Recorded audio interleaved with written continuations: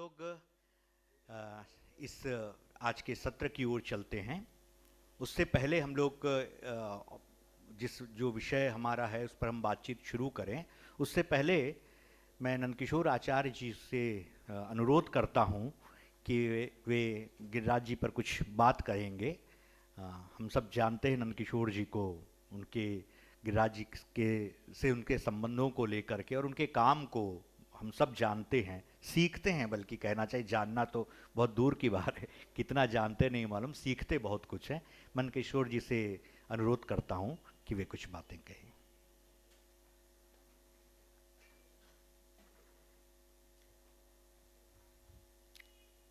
मित्रों, वैसे तो इतने संस्मरण और इतनी बातें हैं कि पूरा सत्र उसी पर आयोजित किया जा सकता है, लेकिन मैं बहुत एक विशेष कारण से मैंने ही कहा कि मैं चाहता हूं कि आपका कार्यक्रम शुरू हो उससे पहले 2-3 मिनट मुझे दें। और मेरी इस प्रार्थना को आयोजकों ने स्वीकार किया। गिरिराज जी से मेरा संबंध वैसे तो सन 73 से शुरू हुआ था, जब मैंने उनके उपन्यास जुगलबंदी पर, जब मैं अभिवंश में काम कर रहा था।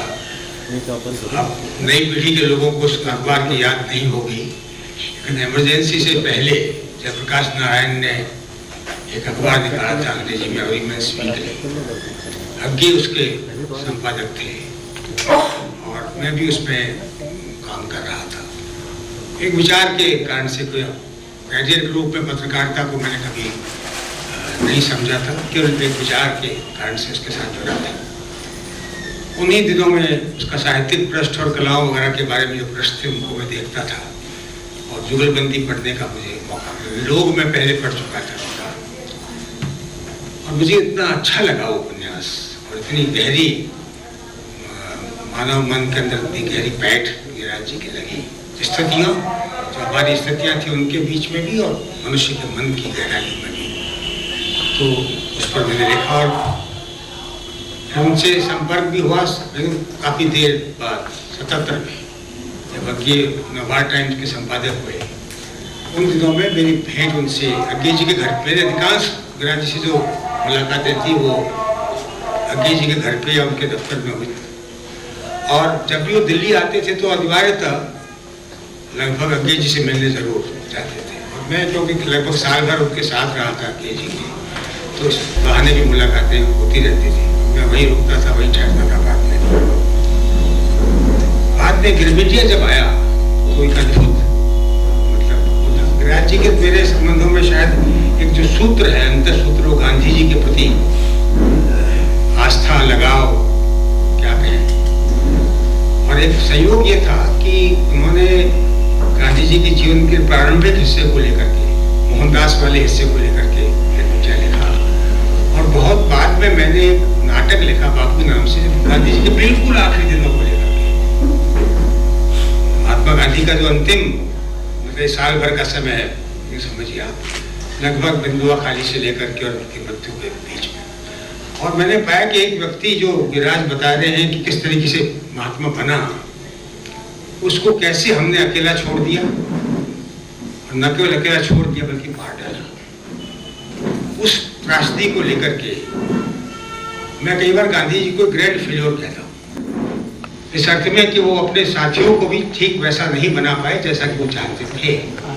बहुत से उनके साथी सहमत नहीं थे उनके विचारों से, फिर भी वो उनके साथ काम कर रहे थे, क्योंकि देश की आज़ादी का सवाल था। इस बात को उन्होंने, इतनी पीड़ा उनके प्रवचनों में है आखिरी दौर की, अगर आप पढ़ेंगे प्यारेलाल की पुस्तक लास्ट फेज पाएंगे।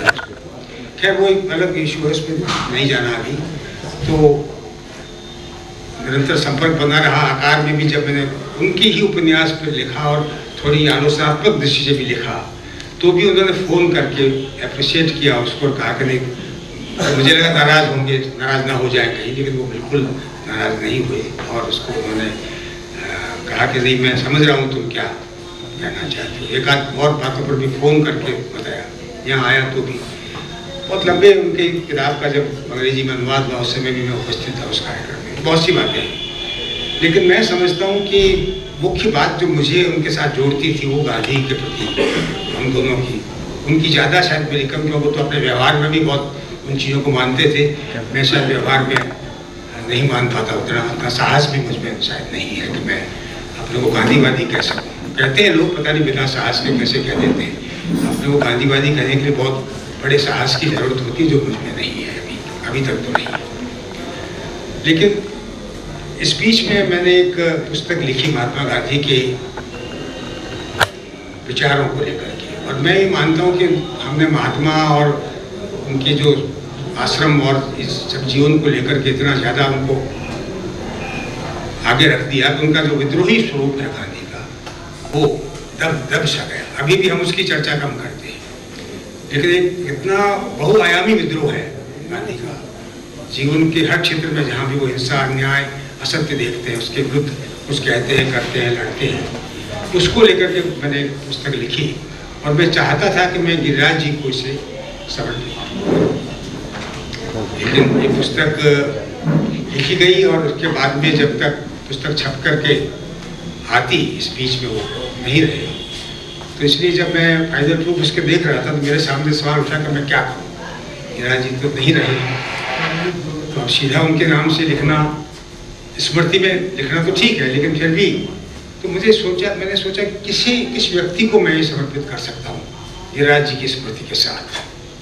आप सब लोग समझ रहे होंगे, किसी में अपने मत क्यों नहीं हो सकता। मैं ये चाहूँगा कि पुस्तक में लाया हुई, अभी ही मुझे इसकी कॉपी 3 दिन पहले मिली है, और मैं चाहूँगा कि रामशरण जी इसे मत को भेंट करें, तो हम में सबसे वरिष्ठ जी हैं।